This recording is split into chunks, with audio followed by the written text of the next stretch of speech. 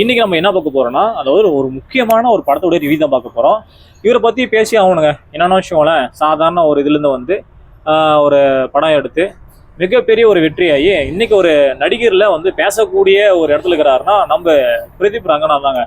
இவரை பத்தி சொல்லி ஆகணும். இவர் டைரக்ட் பண்ண படம் பார்த்தீங்கன்னா வச்சுக்கோங்களேன், கோமாளி படம் சொல்லி ஆகணும். அதாவது ஜெயம் ரவி அதாவது நடித்த படம் தான். அது மிகப்பெரிய ஒரு அளவுக்கு ஹிட் ஆச்சு படம் வந்து. நல்ல ஒரு டைரக்ட் பண்ணாரு அப்படிங்கிற ஒரு பேசக்கூடிய அளவுக்கு மக்கள் அடையாத இளைஞர்கள் அடையட்டும் அது ஒரு ரசிக்கக்கூடிய படமா இருந்தது. ஒரு குடும்ப கதையாகட்டும், ஒரு லவ் ஸ்டோரி ஆகட்டும், எல்லாமே ஒரு கலந்து ஒரு மிக்சிங் பண்ண ஒரு கலவையா அப்படியே ஒரு படம் எடுத்தாரு. செம்மையா ஹிட் ஆயிருந்தது. அதுக்கப்புறம் இதுக்கு முன்னாடி இவரே வந்து நடிச்சு ஹீரோவா நடிச்சு ஒரு படம் எடுத்திருந்தாரு. அது ஒரு மிகப்பெரிய ஒரு படம் ஹிட் ஆச்சுங்க. அந்த அளவுக்கு ஒரு ஒரு லவ் ஸ்டோரியா ஒரு கலந்து எப்படிலாம் இருந்த படம்லாம் எப்படி இருக்கும் அந்த அளவுக்கு படம்லாம் செம்மையா இருந்து சொல்லலாம். அந்த அளவுக்கு ஒரு டேரக்டர்லையும் சரி ஒரு நடிகரும் சரி கொஞ்சம் வளர்ந்து வளர்ந்து வந்துட்டு இருக்காருன்னு சொல்லலாம். இப்போ இருக்கிற நம்ம தனுஷ் ஆகட்டும், நம்ம அப்புறம் சிவகார்த்திகன் ஆகட்டும், இவங்கெல்லாம் வந்து அடிச்சு தட்டி கிளப்பிட்டு டாப் லெவலுக்கு இப்போ பிரதீப் ரங்கநாத் வந்து போயிட்டு இருக்காரு. அவர் பார்த்தீங்கன்னா வச்சுக்கோங்களேன், டியூட் இந்த படத்தை வந்து ஹீரோவாக நடிச்சுக்கிறாரு. அப்புறம் சரத்குமார் வந்து முக்கிய ஒரு கேரக்டராக அப்படி நடிச்சு வந்துட்டு இருக்காரு.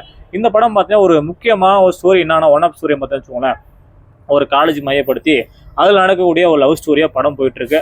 அந்த லவ் ஸ்டோரியில் வந்து வீட்டுக்கெல்லாம் தெரிஞ்சு அவர் கல்யாணம் பண்ணுவார். அதுக்குள்ளே வந்து இடையில சின்ன சின்ன ப்ராப்ளங்கள், அப்புறம் பார்த்தீங்கன்னா அந்த டென்ட்டு காசு சண்டையெல்லாம், அப்புறம் இதெல்லாம் போயிட்டு சில காமெடியெல்லாம் சொல்லி இதெல்லாம் அற்புதமாக நடிச்சு தான் சொல்லலாம். இந்த படம் வந்து மிகப்பெரிய ஒரு வெற்றி அடைன்னு நான் நினைக்கிறேன். என்ன கிட்டத்தட்ட ஒரு இந்த படம் ஒரு 200 கோடி இல்லை ஒரு 300 கோடி அடிக்கிறதுக்கு வாய்ப்பு உண்டு. அந்த அளவுக்கு படம் வந்து அட்டகாசமாக நடிச்சுக்காரு சொல்லலாம் நம்ம பிரதாப் ரங்கநாதன். அது இல்லாமல் அந்த பாட்டு சீன்களும் சரி, அந்த அங்கே லவ் ஸ்டோரி, அப்புறம் அந்த சென்டிமெண்ட் காட்சிகள், குடும்ப காட்சிகள்லாம் ஒரு தத்துருவமாக ஒரு அற்புதமாக நம்ம பிரதாப் ரங்கநாதன் வந்து சொல்கிறாங்க. சிறப்பாக வந்து இழுத்து ஒரு சிலை செய்கிற மாதிரி வந்து செதுக்கி நல்லாவே பண்ணியிருக்காருன்னு சொல்லலாம். அதே மாதிரி பார்த்தீங்கன்னா நம்ம சரத்குமார் சொல்லி ஆகணும். அவர் வந்து நம்ம ஹீரோயினுக்கு அப்பாவாக வந்து நடிச்சுக்கிறாரு.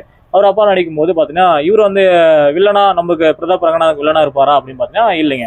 பார்த்தீங்கன்னா வச்சுக்கோங்களேன், ஒரு கடைசா ஒரு காம்ப்ரமிஷன் ஆகிட்டு ஒரு மாமாவா ஒரு நல்ல ஒரு அப்பனா ஒரு ஒரு பொண்ணுக்கு சொல்றது ஒரு அப்பனா எப்படி இருக்கிறாரோ அந்த மாதிரி ஒரு கேரக்டர் நல்லாவா அமைஞ்சிருக்கு சொல்லலாம். இந்த படத்து மூலிமா வந்து சரத்குமாருக்கு வந்து ஒரு அடுத்து நெக்ஸ்ட் ஒரு வாய்ப்பு கிடைக்குமா அப்படிங்கிறதா பொறுத்து இருந்தால் பார்க்கலாம். இந்த படத்தோடைய கதையெல்லாம் முன்னாடி சொல்லியாச்சு. ஒரு மிகப்பெரிய ஒரு லவ் ஸ்டோரி. அதெல்லாம் பார்த்தீங்கன்னா செம்மையாக இருக்கும். நான் நினைக்கிறத விட நீங்கள் போய் சினிமா தியேட்டரில் போய் பாருங்கள், செம்மையாக இருக்கும். கிட்டத்தட்ட 2.5 மணி நேரம் ஷோ பயங்கரமாக ஒரு என்ஜாய் பண்ணிட்டு பார்க்கலாம். அந்த அளவுக்கு படம் வந்து வெறித்தனமாக இருக்குன்னு சொல்லலாம். அதாவது இந்த படத்தை மூலிமா வந்து நம்ம பிரதாப் ரங்கநாதனுக்கு வந்து நெக்ஸ்ட் வந்து பார்த்தீங்கன்னா வச்சுக்கோங்களேன், கண்டிப்பாக ஒரு வாய்ப்பு கிடைக்கும் நான் நினைக்கிறேன். ஏன்னா இந்த நிறையா பார்த்தீங்கன்னா இதுக்கு முன்னாடி படம் வந்து ஹிட் ஆனதுக்கப்புறம் பார்த்தீங்கன்னா இந்த படம் டியூட் படம். இந்த படம் வந்து பயங்கரமாக இவருக்கு வந்து ஒரு நெக்ஸ்ட் ஒரு ஜென்ரேஷன் வந்து உருவாக்கும். அதை பார்த்தீங்கன்னா இவருக்கும் வந்து ரசிகர் பட்டாளம் வந்து எக்கச்சக்கமாக உருவாகும் அப்படிங்கிறது நான் நினைக்கிறேன். இன்னொரு பார்த்தீங்கன்னா அடுத்த படமும் வந்து பெண்டில் இருக்குன்னு நினைக்கிறேன். அந்த படம் இன்னும் எப்படி இருக்குது அப்படிங்கிறத பொறுத்து இருந்தால் பார்க்கணும்.